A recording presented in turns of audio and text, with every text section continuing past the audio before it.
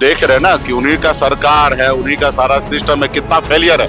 किस तरीके से वो कह रहा है कि भाई जनता के ऊपर गोली क्यों नहीं चला रहे हो, काम तो करेंगे नहीं, जनता विरोध करेंगे तो उसको गोली चलाना है कि उनके बेटा अगर बेरोजगार है तो ये मोदी जी का और नीतीश जी के कारण है कि महागठबंधन का सरकार बन रहा है बिहार। नमस्कार, आप लाइव सीरीज देख रहे हैं। मैं हूं आपके साथ काव्या। कल बिहार विधानसभा चुनाव के पहले चरण की वोटिंग हुई थी और उस वोटिंग में रिकॉर्ड तोड़ मतदान किए गए हैं बिहार के लोगों के द्वारा। आपको मालूम है कि 65% मतदान जो है इस बार पहले चरण में हुआ है। 18 जिलों के 121 विधानसभा सीटों पे कल वोटिंग हुई थी और जिसके बाद ये रिकॉर्ड तोड़ मतदान हुआ। और उसके बाद से ये सवाल तो राजनीतिक गलियारे में घूम ही रहा है कि आखिर बिहार के लोगों को इस बार बदलाव चाहिए या फिर नीतीश कुमार को ही लाना है। ये तो रिजल्ट के बाद पता चलेगा, लेकिन फिलहाल ये विषय जो है वो चर्चा का विषय बना हुआ है। और इस पर अब मुकेश सहनी का ये कहना है कि अगर वो कह रहे हैं ऐसा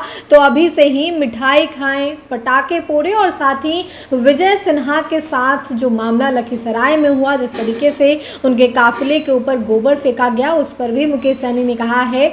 आप खुद सुनिए मुकेश सहनी क्या कुछ कह रहे हैं। एनडीए को अगर 2-4 दिन के लिए अगर खुश होना है तो खुश होने दीजिए, इसमें आपत्ति किस बात का है।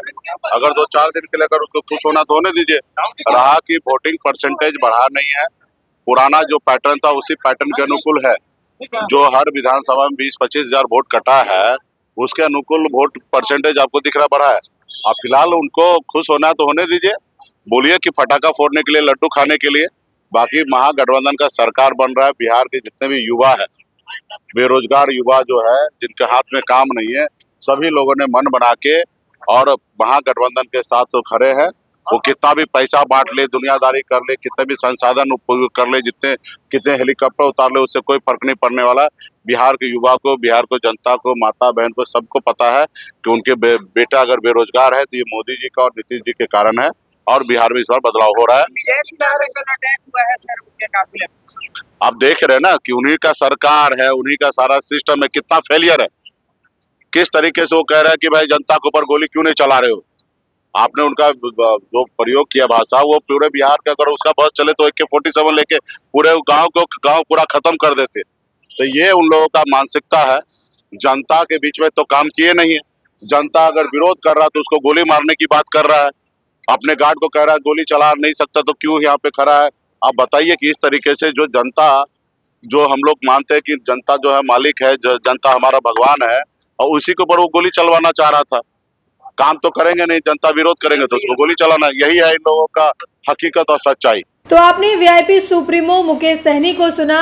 उन्होंने वोटिंग प्रतिशत बढ़ने को लेकर ये कहा है कि ये वो लोग हैं, ये वो बेरोजगार युवा हैं जो नौकरी के लिए बिहार में इंतज़ार कर रहे थे और उन्होंने सरकार बदलने के लिए वोटिंग की है इस बार, ताकि उनको, हालांकि महागठबंधन की ओर से ऐसा कहा जा रहा है कि अगर उनकी सरकार आती है तो परिवार के एक सदस्य को सरकारी नौकरी दी जाएगी। अब देखना होगा कि इस बढ़े हुए वोटिंग प्रतिशत का क्या मायने निकलता है। ये तो 14 नवंबर को पता चलेगा, लेकिन उससे पहले ये चौंकाने वाले आंकड़े हैं। बिहार में 25 साल बाद इस तरीके से मतदान हुआ है, लोग अपने मत का प्रयोग किए हैं, उसका आंकड़ा हमने आपको दिखाया है। और अब मुकेश सहनी भी कहते हुए नजर आए हैं कि महागठबंधन के लिए वो युवा जो बेरोजगार बैठे हुए हैं उन लोगों ने इस बार वोटिंग की है।